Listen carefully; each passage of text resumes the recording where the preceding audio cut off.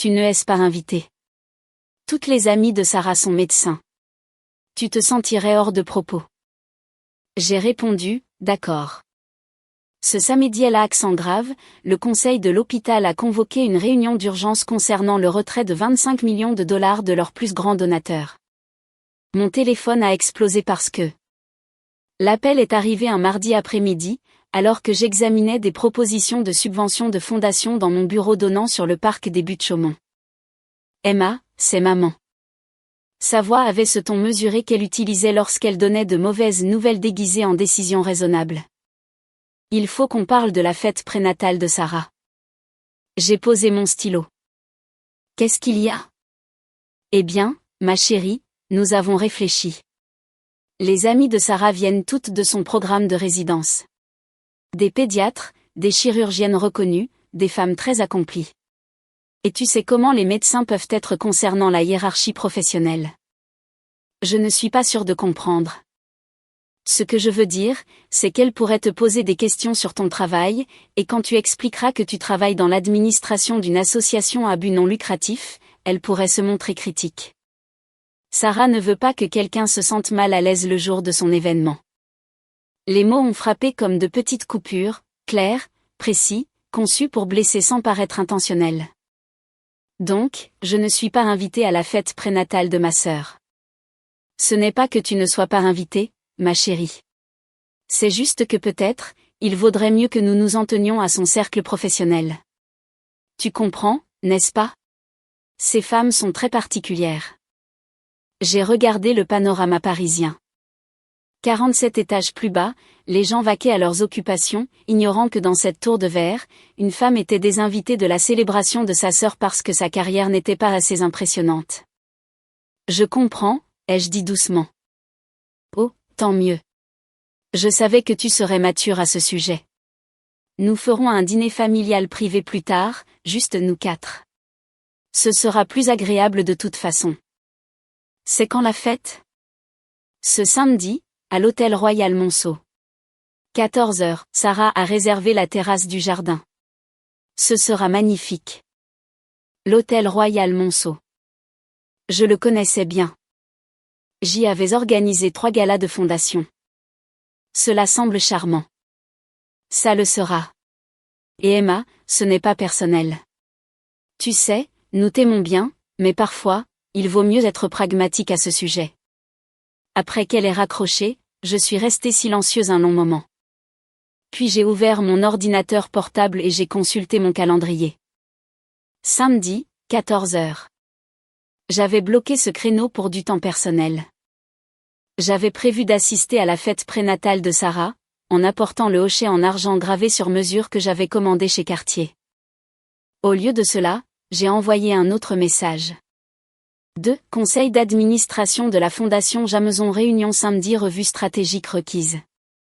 J'ai tapé avec soin, professionnellement. Une affaire urgente nécessite l'attention du conseil. Je convoque une réunion d'urgence pour le samedi à 14h30 afin de discuter des développements récents concernant nos partenariats hospitaliers. Plus spécifiquement, nous devons examiner le statut de notre engagement de 25 millions d'euros auprès du centre hospitalier Saint-Louis. Détails suivront. J'ai cliqué sur Envoyer. Puis j'ai ouvert mes contacts personnels et j'ai trouvé le docteur Hélène Dubois, chef du service de chirurgie de Saint-Louis.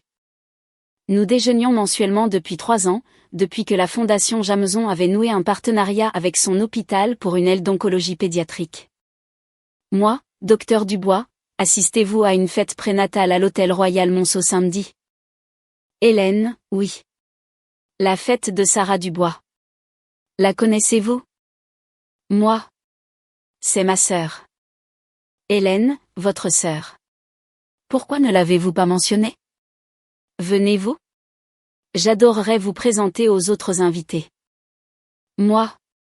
Malheureusement, je n'ai pas été invitée. Dynamique familiale. 3 points sont apparus. Disparus. Réapparus. Hélène. C'est étrange. Sarah parle parfois de vous. Elle dit que vous travaillez dans l'administration d'associations. Ça sonne très débutant. Moi, elle n'a pas tort. Je travaille dans l'administration d'associations. Hélène. Emma, vous êtes la directrice exécutive de la Fondation Jameson. Ce n'est pas de l'administration associative. C'est l'une des positions les plus influentes dans la philanthropie médicale. Moi, Sarah ne sait pas ça. Hélène, comment se fait-il qu'elle ne le sache pas? Moi, parce que je n'ai jamais corrigé ses suppositions. Cela semblait plus facile que d'expliquer. Hélène, et maintenant elle vous exclut de sa fête parce qu'elle pense que vous n'êtes pas assez réussi pour ses amis médecins. Moi, quelque chose comme ça, Hélène. Emma, Saint-Louis a reçu 8 millions d'euros de Jameson l'année dernière.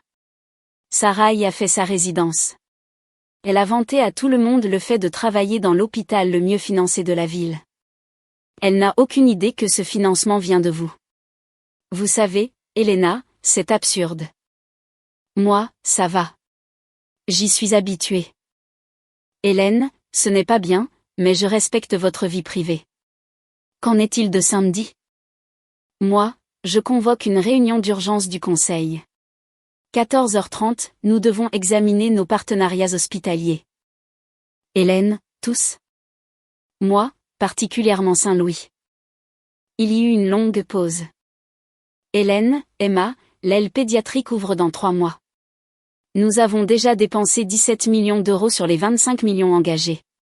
Si vous retirez le financement maintenant. Moi, je ne retire rien. J'examine, mais le conseil doit discuter si nos partenariats correspondent aux valeurs de notre fondation. Spécifiquement, si nous soutenons des institutions dont le personnel fait preuve du type de caractère que nous voulons promouvoir. Hélène, c'est à propos de Sarah. Moi, c'est une question de valeurs institutionnelles. Hélène, Emma, moi, Hélène.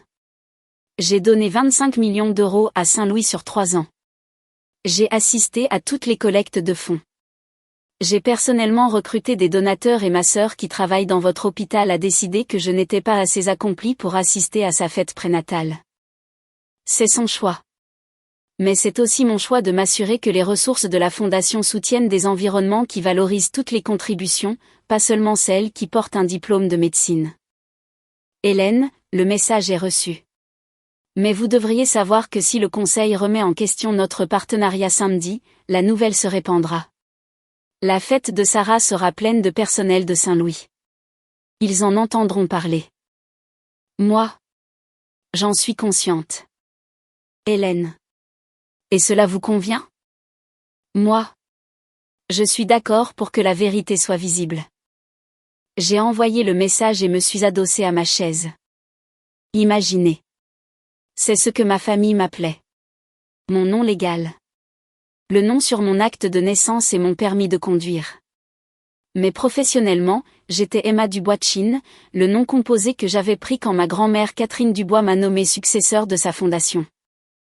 Grand-mère Catherine avait bâti la fondation médicale Dubois à partir de rien. Elle a commencé avec un héritage de 50 millions d'euros de son mari, un dirigeant de l'industrie pharmaceutique, et en a fait une puissance philanthropique de 780 millions d'euros. Quand elle est décédée il y a 5 ans, elle m'a légué la fondation avec une seule instruction. Donnez-la à ceux qui l'utiliseront pour guérir, pas pour flatter leur propre ego. J'étais directrice exécutive depuis l'âge de 31 ans. Je contrôlais les distributions de subventions, la collecte de fonds, les partenariats stratégiques.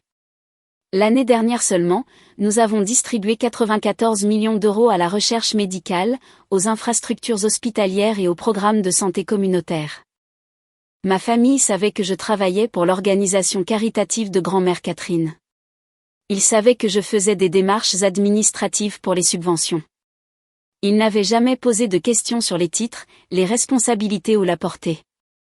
Sarah, 4 ans de plus, chirurgienne pédiatrique, la fierté de mes parents, avait toujours été la fille qui réussissait. Diplômée de Sciences Po, diplômée de l'école de médecine de Bordeaux, résidence à Saint-Louis, maintenant résidente principale en chirurgie pédiatrique avec une carrière prometteuse devant elle. J'étais la fille qui était allée juste à l'IEP de Paris et qui avait fini dans le travail associatif.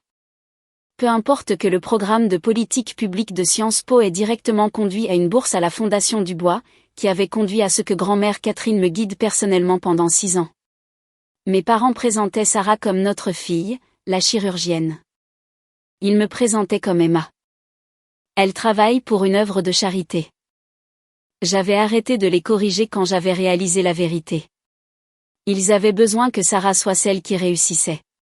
Ce récit leur convenait. Le changer aurait nécessité de réévaluer 36 ans de dynamique familiale. Alors, je les avais laissés croire ce qu'ils voulaient. Mais maintenant, Sarah avait franchi une ligne. Ne pas assister à la fête prénatale était une chose. Être explicitement informé que je n'étais pas assez accomplie pour ses amis médecins. Cela nécessitait une réponse, pas une réponse mesquine, pas une vengeance, juste de la clarté. Le samedi matin arriva, froid et gris. Je me suis habillée dans un tailleur Armani anthracite, celui que je portais lors des réunions du conseil lorsque j'avais besoin de projeter de l'autorité. J'ai relevé mes cheveux en un chignon élégant. Bijoux minimalistes à l'exception des clous de diamant de grand-mère Catherine. À 13h45, mon téléphone a vibré. Sarah, la fête prénatale commence bientôt. J'aimerais que tu puisses être là, mais je sais que tu comprends pourquoi il vaut mieux ainsi. Je t'aime. Je n'ai pas répondu. À 14h15, je suis entrée dans la réunion d'urgence du conseil d'administration de la Fondation du Bois. 12 membres du conseil, tous des professionnels médicaux et des philanthropes distingués. La pièce donnait sur la scène par des fenêtres du sol au plafond, design moderne et minimaliste. Merci à tous d'être venus à si court préavis, ai-je commencé, nous devons discuter de nos partenariats hospitaliers, en particulier du centre hospitalier Saint-Louis. Docteur Richard Lefebvre, président du conseil et ancien chirurgien général, s'est penché en avant. Emma, nous nous sommes engagés à hauteur de 25 millions d'euros pour Saint-Louis. L'aile pédiatrique est presque terminée. Quelle est la préoccupation ? La préoccupation est la culture institutionnelle. Nous avons investi des ressources considérables dans Saint-Louis en nous basant sur leur engagement envers des soins inclusifs centrés sur le patient. J'ai besoin de vérifier que cette culture s'étend à la manière dont ils traitent tous les contributeurs, pas seulement ceux qui sont titulaires d'un diplôme de médecine. Patricia Chauvin, membre du conseil et ancienne administratrice d'hôpital, a froncé les sourcils. Quelque chose s'est-il passé ? J'ai pris conscience que certains membres du personnel de Saint-Louis opèrent selon une hiérarchie qui ne valorise que certains types de réalisations professionnelles. Ils ont démontré une tendance à dénigrer les professionnels non médicaux comme moins précieux. C'est préoccupant, a dit Richard. Avez-vous des exemples concrets ? Oui, mais je préférerais reporter la discussion détaillée jusqu'à ce que nous puissions entendre directement le leadership de Saint-Louis. J'ai invité le docteur Hélène Dubois, leur chef de chirurgie, à nous rejoindre à 14h45. Elle vient ici pendant la fête prénatale de Sarah Dubois. Les yeux de Patricia se sont écarquillés. Emma, Sarah n'est-elle pas votre sœur ? Oui. La compréhension se répandit dans la pièce. Richard s'éclaircit la gorge. Emma, confondez-vous des affaires familiales personnelles avec les affaires de la Fondation ? Je m'assure que les ressources de la Fondation soutiennent des institutions dont les valeurs correspondent à notre mission. Si le personnel de Saint-Louis croit que seuls les médecins contribuent de manière significative aux soins médicaux, s'ils excluent et dénigrent activement d'autres professionnels, alors nous devons reconsidérer s'ils sont le bon partenaire pour une fondation construite sur l'excellence inclusive. La pièce devint silencieuse. À 14h47, mon assistante a fait entrer le docteur Hélène Dubois dans la salle de conférence. Elle avait l'air stressée, toujours dans sa robe de la fête, visiblement partie plus tôt. Docteur Dubois, merci d'être venu, ai-je dit formellement. Le conseil a des questions sur la culture institutionnelle à Saint-Louis. Hélène s'est assise, me regardant avec une expression qui disait « Je n'arrive pas à croire que tu fais vraiment ça ». Richard a parlé le premier.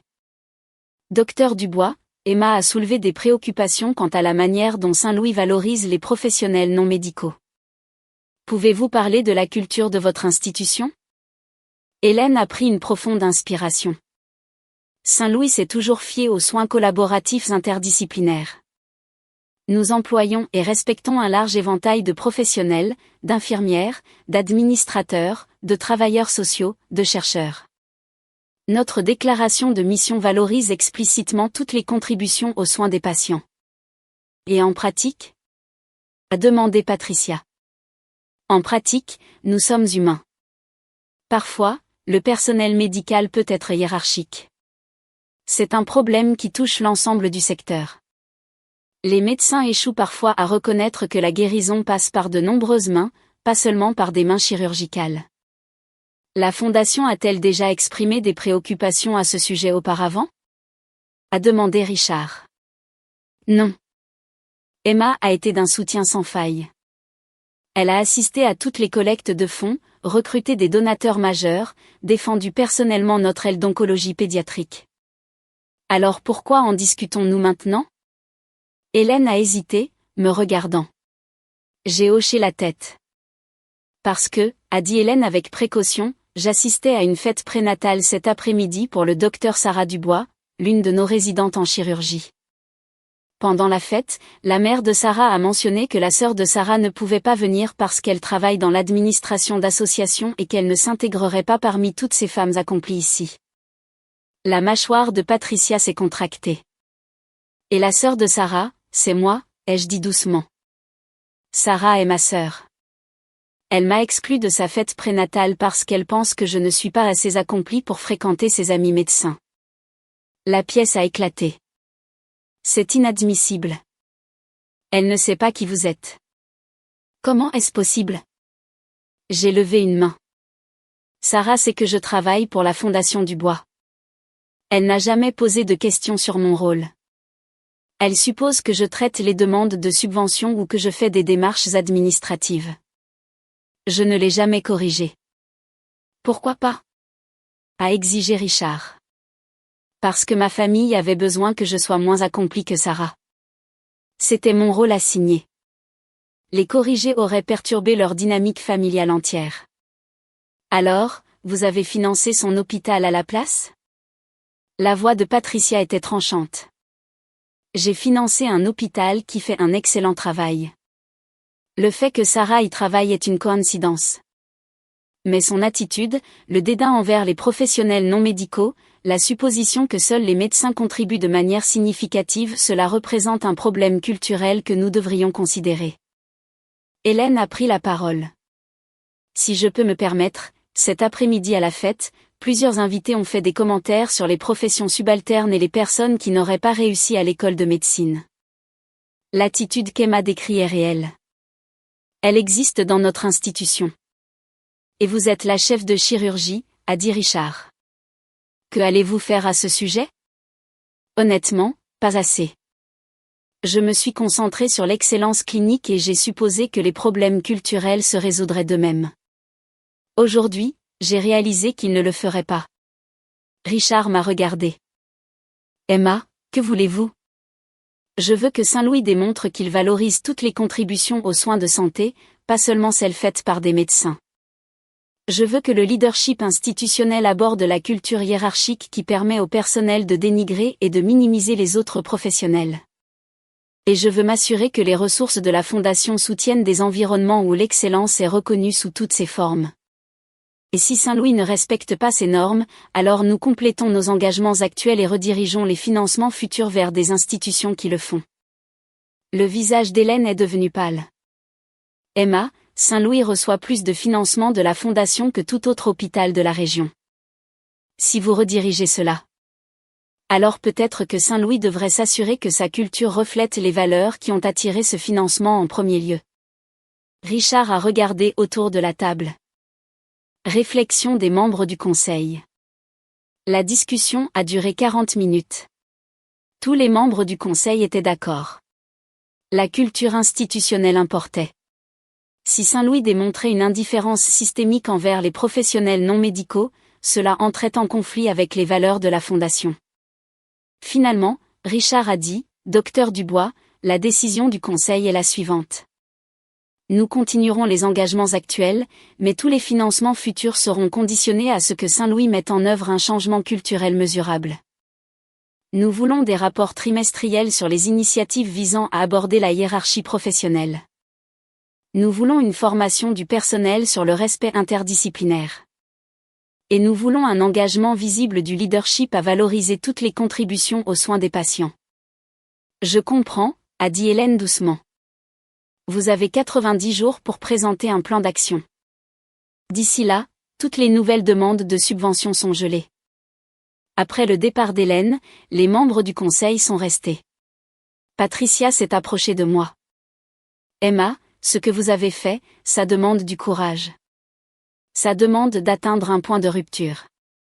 Votre sœur n'a aucune idée de ce qu'elle a coûté à son hôpital, n'est-ce pas? Pas encore. Elle le saura bientôt. Les nouvelles circulent vite dans les milieux médicaux. J'ai hoché la tête.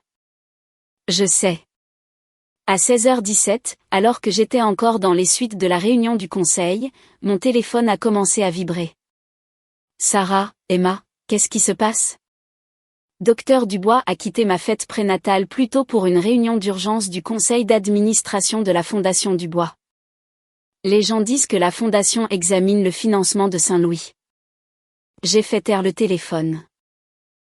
Emma. Sarah a appelé très énervée. Elle dit qu'il se passe quelque chose avec le financement de l'hôpital. Vous savez quelque chose à ce sujet?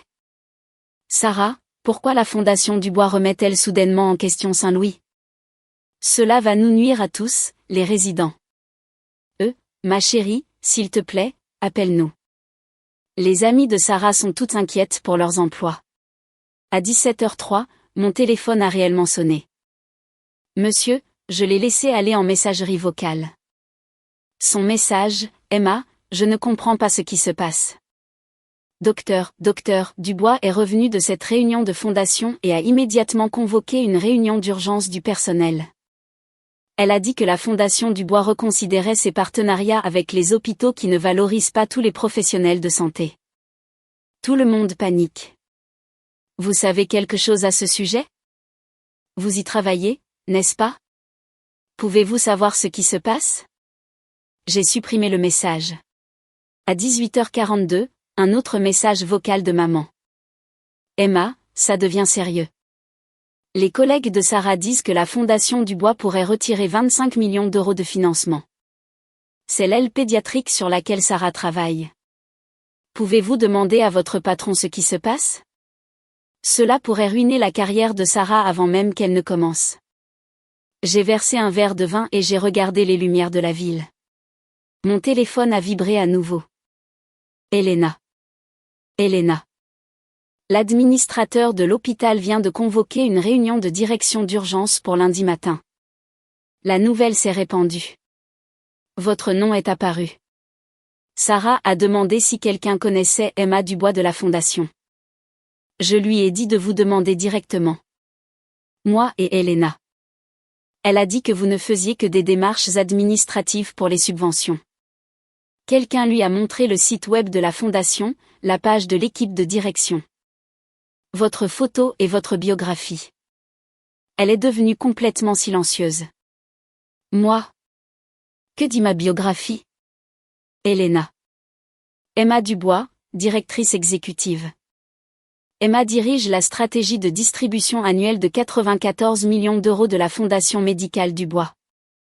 Auparavant directrice des partenariats stratégiques et titulaire d'une bourse en philanthropie médicale à l'Université de Paris-Dauphine. Elle est titulaire de diplômes en politique publique et en administration de la santé. Sous sa direction, la Fondation a distribué plus de 380 millions d'euros à la recherche médicale et aux infrastructures hospitalières. Moi, complet. Emma, elle n'avait aucune idée. Elle a littéralement dit que ce ne pouvait pas être ma sœur. Ma sœur travaille dans l'administration. Moi? Qu'avez-vous dit, Hélène? J'ai dit que l'administration au niveau exécutif signifie le contrôle de centaines de millions d'euros de financement médical. Que les démarches administratives signifient décider quels hôpitaux obtiennent des ailes pédiatriques de classe mondiale et lesquels n'en obtiennent pas. Que peut-être elle aurait dû vous demander votre vrai travail au lieu de supposer. Comment a-t-elle réagi? Elena. Elle a demandé votre numéro de téléphone. Je lui ai dit qu'elle l'avait déjà. À 19h28, Sarah a rappelé. Cette fois, j'ai répondu. Emma. Sa voix était tendue. J'ai besoin que vous me disiez quelque chose. D'accord. Êtes-vous Emma Dubois-Chin, directrice exécutive de la Fondation Dubois? Oui. Silence. Un long silence douloureux. Vous êtes la personne qui contrôle la subvention de 25 millions d'euros pour Saint-Louis. Je suis la personne qui a recommandé cette subvention au Conseil.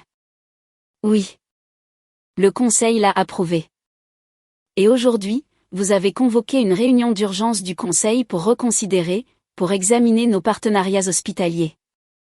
Oui. À cause de quoi? Parce que je ne vous ai pas invité à ma fête prénatale. Parce que vous ne m'avez pas invité à votre fête prénatale parce que vous pensiez que je n'étais pas assez accomplie pour socialiser avec vos amis médecins. Il y a une différence. Emma, ce n'est pas. Vous pensiez exactement cela. Sarah, maman m'a appelé mardi et a dit que vos amies venaient toutes de votre programme de résidence, des femmes très accomplies, et qu'elles pourraient être critiques envers mon travail dans l'administration associative. Elle a dit que vous ne vouliez pas que quelqu'un se sente mal à l'aise le jour de votre événement. J'essayais de vous protéger de quoi? De femmes qui réussissent et qui pourraient me poser des questions sur mon travail. Sarah, je supervise près de 100 millions d'euros de subventions médicales annuelles. Je collabore avec des PDG d'hôpitaux et des directeurs de recherche. Je recrute des milliardaires et négocie des engagements de financement pluriannuels. De quoi exactement était-on censé me protéger? Je ne savais pas que vous faisiez tout ça. Vous ne me l'avez jamais dit. Vous n'avez jamais demandé. En 10 ans de dîner de fête, vous ne m'avez jamais une seule fois demandé ce que je faisais réellement. Vous m'avez demandé si mon travail avait de bons avantages, si c'était stressant, si j'étais heureuse de faire du travail caritatif. Mais vous n'avez jamais posé de questions sur mes responsabilités, mon budget, mes décisions stratégiques parce que vous avez dit que vous travailliez dans l'administration des subventions. J'ai dit que je travaillais pour la Fondation Dubois dans l'administration des subventions, ce qui est exact. J'administre des subventions. C'est juste que administrer à mon niveau signifie diriger la distribution de 94 millions d'euros annuellement. Mais vous avez entendu administration et décidé que cela signifiait que j'étais une petite main. La voix de Sarah s'est brisée. Alors, vous punissez mon hôpital parce que j'ai fait des suppositions sur votre travail? Je ne punis personne. Je m'assure que les ressources de la Fondation soutiennent des institutions dont la culture correspond à nos valeurs. Saint-Louis a un problème de hiérarchie professionnelle. Le personnel, y compris vous, fonctionne sous l'hypothèse que seuls les médecins contribuent de manière significative aux soins de santé. Cela va à l'encontre de la mission de notre fondation. Ce n'est pas juste, n'est-ce pas, Sarah? Vous m'avez exclu de votre fête prénatale parce que vous pensiez que ma carrière n'était pas assez impressionnante pour vos amis médecins. Vous avez pris cette décision entièrement basée sur la hiérarchie professionnelle. Vous avez démontré exactement le problème culturel qui me préoccupe. Emma, si la fondation retire son financement, l'aile pédiatrique n'ouvrira pas. Je travaille sur ce projet depuis 1 an. Ce sera ma spécialité. Alors peut-être que Saint-Louis devrait démontrer qu'il valorise toutes les personnes qui rendent cette aile possible. Les administrateurs qui coordonnent la construction, les collecteurs de fonds qui sécurisent les dons, les directeurs de subventions qui approuvent le financement, les dirigeants de fondations qui défendent le projet, pas seulement les chirurgiens qui y travaillent. Vous êtes vindicative. Je suis cohérente avec les valeurs de la fondation. Il y a une différence, Emma. S'il vous plaît, cela va ruiner ma carrière. Tout le monde sait que l'aile pédiatrique est financée par la Fondation Dubois. Si cela s'effondre, cela nous concerne tous, les résidents. Alors travaillez avec le docteur Dubois pour changer la culture. Montrez un engagement institutionnel à valoriser tous les professionnels de santé. Démontrez que Saint-Louis reconnaît l'excellence sous toutes ses formes, pas seulement celles qui portent un diplôme de médecine. Je n'arrive pas à croire que vous faites ça. Je n'arrive pas à croire que vous pensiez si peu de ma carrière que vous m'ayez exclu de votre célébration. Mais nous y voilà. Elle a raccroché. Lundi matin, je suis arrivée à mon bureau pour trouver 17 appels manqués de membres de ma famille. Je les ai tous ignorés. À 10h15, mon assistante a vibré. Mademoiselle Dubois, il y a une Sarah Chin ici pour vous voir. Elle dit qu'elle est votre sœur. Elle n'a pas de rendez-vous. J'ai vérifié mon reflet dans la fenêtre. Posture parfaite, professionnelle, composée. Faites-la monter. Sarah est entrée dans mon bureau et s'est arrêtée net.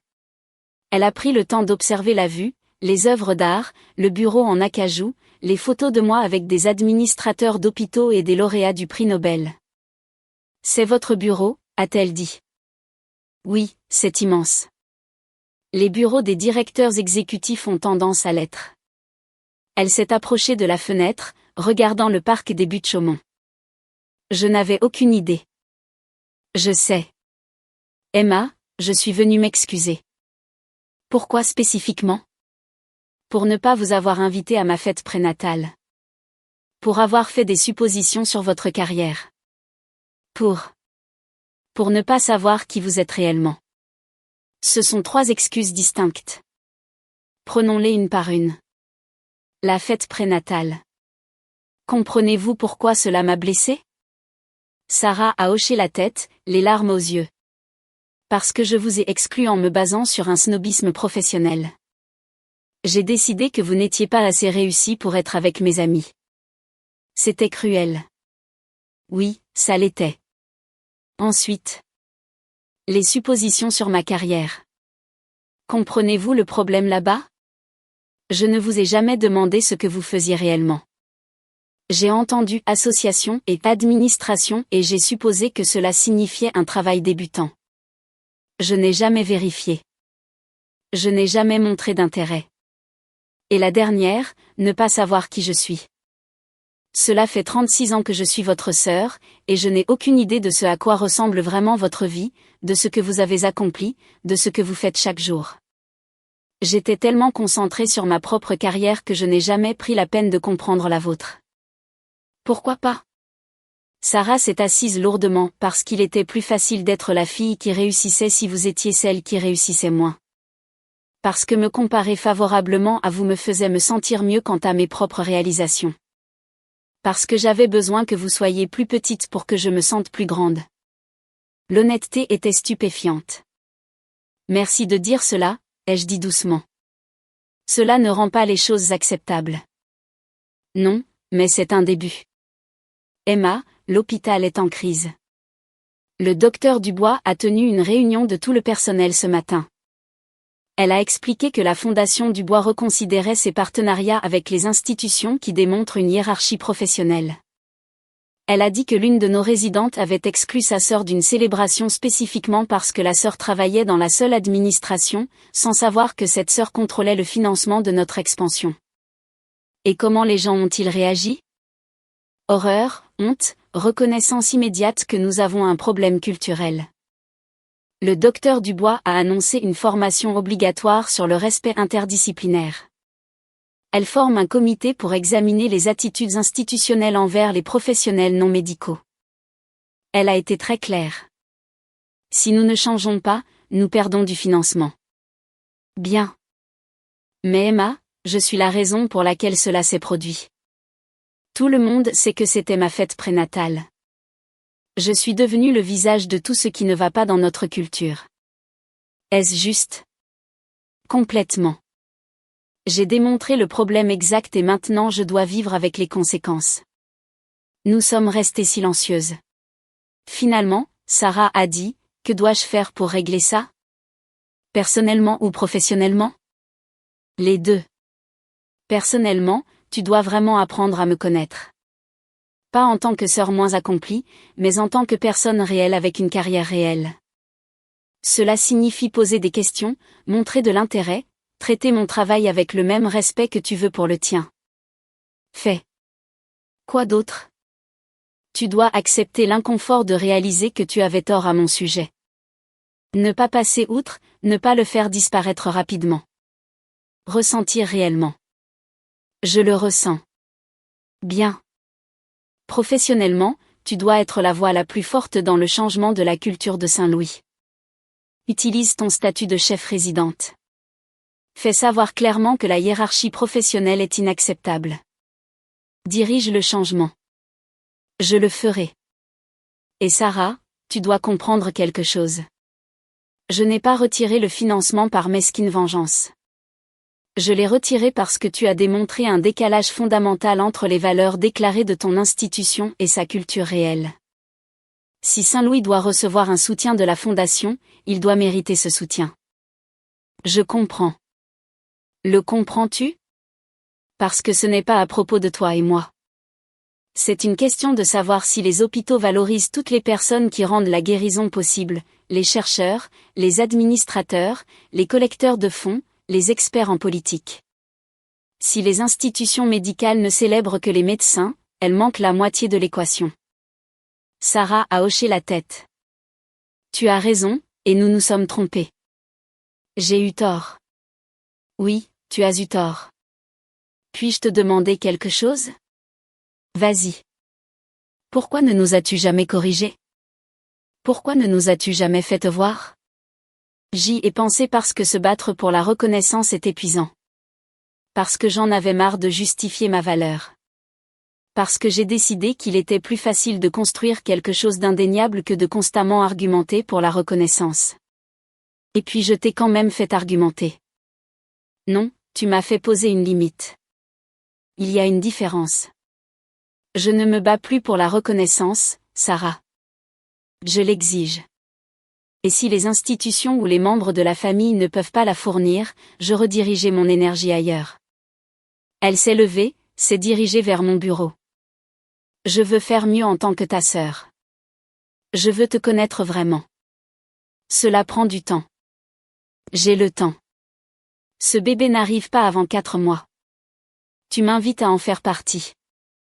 Emma, je veux que ma fille connaisse sa tante, la vraie, pas la version que j'ai inventée. Je veux qu'elle grandisse en comprenant que le succès vient sous de nombreuses formes. Que le leadership n'est pas seulement une compétence chirurgicale. Que la femme qui finance les ailes pédiatriques est tout aussi importante que celle qui les opère. Quelque chose dans ma poitrine s'est desserré. J'aimerais bien ça, ai-je dit doucement. Peut-on recommencer? Vraiment recommencer. Nous pouvons essayer. Sarah a sorti son téléphone. Parle-moi de ton travail. Vraiment? Dis-moi. Je veux comprendre ce que tu fais chaque jour. Alors je lui ai parlé du processus d'examen des subventions, des partenariats stratégiques, de la cultivation des donateurs, des réunions du conseil d'administration où nous décidions quelles innovations médicales méritaient un financement, de l'aile d'oncologie pédiatrique à Saint-Louis. De la façon dont j'avais personnellement recruté 3 donateurs majeurs, de la façon dont j'avais défendu le projet pendant 2 ans d'examen de la fondation, de la façon dont j'avais négocié l'engagement de 25 millions d'euros, des autres hôpitaux que nous soutenions. Des laboratoires de recherche, des programmes de santé communautaire. Sarah a écouté, vraiment écouté, posé des questions, pris des notes. Emma, tu as construit quelque chose d'incroyable. Merci. Et je t'ai traité comme si tu n'avais pas réussi. Oui. Je suis tellement désolée. Je sais. 3 mois plus tard, Saint-Louis a ouvert l'aile d'oncologie pédiatrique du Bois. La cérémonie d'inauguration était magnifique. Famille, personnel, membres du conseil, tous célébraient. Le docteur Dubois a prononcé un discours sur l'excellence interdisciplinaire, sur la façon dont la guérison nécessitait la collaboration entre médecins, infirmières, chercheurs, administrateurs et philanthropes, sur la façon dont elle existait grâce aux contributions de dizaines de professionnels. Pas seulement de chirurgiens. Puis elle m'a présenté. J'aimerais reconnaître Emma Dubois, directrice exécutive de la Fondation Dubois. Sans la vision, la collecte de fonds et le leadership stratégique d'Emma, elle n'existerait pas. Emma, aimeriez-vous dire quelques mots? Je me suis levée au pupitre, regardant la foule. Ma famille était assise au premier rang. Maman, papa, Sarah tenant sa fille nouveau-née. Lorsque nous finançons des infrastructures médicales, ai-je commencé, nous ne construisons pas seulement des murs et n'achetons pas d'équipements. Nous investissons dans la possibilité, dans la chance qu'un enfant diagnostiqué atteint de cancer trouve l'espoir. Dans la croyance que la guérison se produit lorsque des personnes talentueuses travaillent ensemble vers un objectif commun. J'ai fait une pause, regardant directement Sarah. Cette aile existe grâce aux médecins qui traitent avec compétence et compassion, grâce aux infirmières qui prodiguent des soins 24h24, grâce aux chercheurs qui développent de nouveaux protocoles, grâce aux administrateurs qui coordonnent des systèmes complexes, grâce aux donateurs qui croient en la mission, et grâce au personnel de la Fondation qui défend ses projets. Chaque personne dans cette chaîne compte. Pas seulement celles qui ont les rôles les plus visibles, pas seulement celles qui portent un diplôme de médecine. Chacun. Et lorsque les institutions le reconnaissent, lorsqu'elles valorisent véritablement toutes les contributions, c'est alors que des choses extraordinaires deviennent possibles. Les applaudissements étaient chaleureux, sincères. Après la cérémonie, Sarah s'est approchée avec sa fille. Emma, je voudrais te présenter Catherine, nommée en l'honneur de grand-mère. J'ai regardé le petit visage, les yeux alertes. Bonjour, Catherine, ai-je murmuré. Je veux qu'elle connaisse sa tante Emma, a dit Sarah. La vraie, celle qui construit des ailes pédiatriques et change des cultures hospitalières et qui n'a besoin de la permission de personne pour être extraordinaire. C'est beaucoup de pression pour une tante. Tu peux y arriver. Tu es directrice exécutive d'une fondation de 780 millions d'euros. J'ai souri. Quand as-tu mémorisé ce chiffre? Quand j'ai commencé à vraiment prêter attention à ta carrière. Emma, je raconte à tout le monde à propos de toi à l'hôpital, lors des réunions de famille, à quiconque veut bien écouter. Ma sœur dirige la Fondation du Bois. Elle est l'une des personnes les plus influentes dans la philanthropie médicale. C'est généreux. C'est vrai, et j'aurais dû le dire pendant des années. Maman s'est approchée, essuyant ses larmes. Emma, ce discours était magnifique. Nous sommes si fiers de toi. Merci, maman. Je suis désolée que nous n'ayons pas compris plus tôt ce que tu avais accompli. Nous aurions dû poser plus de questions. Oui, vous auriez dû. Pouvons-nous faire mieux à l'avenir? Nous pouvons essayer. Papa nous a rejoints. Emma, mes collègues du cabinet ont posé des questions à votre sujet. Apparemment, la Fondation du Bois est légendaire dans les milieux associatifs. Je n'en avais aucune idée. C'est ok, papa. Tu sais maintenant. Ce n'est pas ok. Nous t'avons laissé invisible trop longtemps. Cela change maintenant. Et cela a changé, pleinement, imparfaitement, mais cela a changé. Les dîners de famille sont devenus de véritables conversations sur mon travail. Les réunions de fête comprenaient des questions sur les projets de la Fondation. Sarah appelait régulièrement, pas seulement pour les grands événements, mais pour demander comment s'était passée ma semaine. La transformation n'a pas été instantanée. Des années de dédain ne disparaissent pas du jour au lendemain, mais c'était réel, et c'était suffisant. 6 mois après l'ouverture de l'aile pédiatrique, j'ai reçu une lettre de Saint-Louis. Le docteur Dubois m'informait que l'hôpital avait achevé son initiative de transformation culturelle, des formations du personnel sur le respect interdisciplinaire, de nouvelles politiques valorisant toutes les contributions professionnelles, des améliorations mesurables dans la manière dont les professionnels non médicaux étaient traités. La lettre concluait, ce changement a commencé par une conversation difficile avec votre volonté d'exiger mieux. Nous vous sommes reconnaissants de votre leadership et de votre refus d'accepter une culture qui ne méritait pas le soutien de votre fondation. J'ai convoqué une réunion du conseil. Saint-Louis a fait le travail, leur ai-je dit. Ils ont démontré un véritable changement culturel. Je recommande d'approuver leur demande pour la prochaine phase de financement. Richard a souri. L'expansion du laboratoire de recherche? Oui. 18 millions d'euros sur 3 ans. Et vous êtes confiante qu'ils l'ont mérité? Oui. Le conseil a voté à l'unanimité pour approuver. Après la réunion, Patricia s'est arrêtée à mes côtés. Emma, ce que vous avez fait, forcer le changement institutionnel en menaçant de retirer le financement. C'était controversé. Certaines personnes pensaient que c'était trop personnel. C'était personnel et c'était aussi juste. Je suis d'accord. Mais tout le monde n'aurait pas eu le courage de le faire. Je n'ai pas eu besoin de courage, Patricia. J'ai juste eu besoin d'en avoir assez marre d'être minimisée. Elle a ri. Eh bien, quoi que ce soit, ça a marché. Saint-Louis est une meilleure institution grâce à vous. Et votre sœur est une meilleure personne. Elle essaie. C'est ce qui compte. Un an après cette fête prénatale à laquelle je n'avais pas été invitée, Sarah a organisé le premier anniversaire de Catherine. L'invitation est arrivée par courrier. Formelle et magnifique. Vous êtes invité à célébrer le premier anniversaire de Catherine. Samedi, 14 h. Terrasse du jardin de l'Hôtel Royal Monceau. Nous avons hâte de célébrer avec les personnes qui comptent le plus. En bas, de la main de Sarah, Emma, s'il te plaît, viens. Ce ne serait pas pareil sans toi. Ta famille, et cette fois, je sais exactement qui tu es. Je suis allée à la fête. Les mêmes médecins étaient là, les mêmes femmes accomplies qui avaient assisté à la fête prénatale. Cette fois, Sarah m'a présenté correctement. Tout le monde, voici ma sœur Emma. Elle est la directrice exécutive de la Fondation du Bois. C'est grâce à elle que Saint-Louis dispose d'installations de classe mondiale. C'est l'une des personnes les plus respectées dans la philanthropie médicale, et je suis incroyablement fière d'être sa sœur. Les médecins m'ont regardé avec une nouvelle reconnaissance. Plusieurs se sont approchés pour me remercier du soutien de la Fondation, pour me poser des questions sur les opportunités de subvention, pour me traiter comme la professionnelle que j'avais toujours été. C'était gratifiant, mais ce n'était pas la raison pour laquelle j'étais venue. J'étais venue parce que Sarah avait demandé. Parce qu'elle avait fait le travail de me voir. Parce qu'elle avait mérité le droit de célébrer avec moi.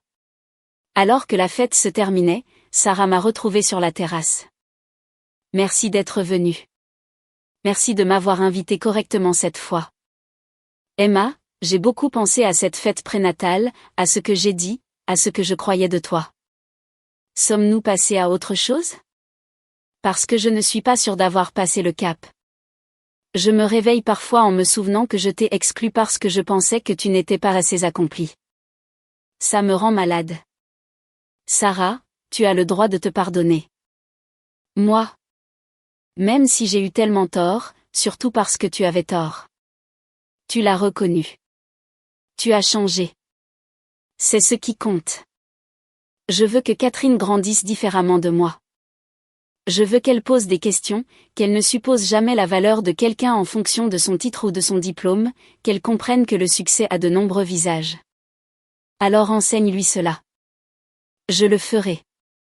Avec ton aide, Emma, seras-tu une partie de sa vie ? Vraiment partie ? J'aimerais bien ça, ai-je dit doucement. Nous regardions Catherine gambader sur l'herbe, poursuivre des bulles, rire. Elle a de la chance, a dit Sarah. De t'avoir comme tante. J'ai de la chance d'être incluse. Tu es toujours incluse, Emma. Je ne pouvais juste pas le voir. Mais je te vois maintenant.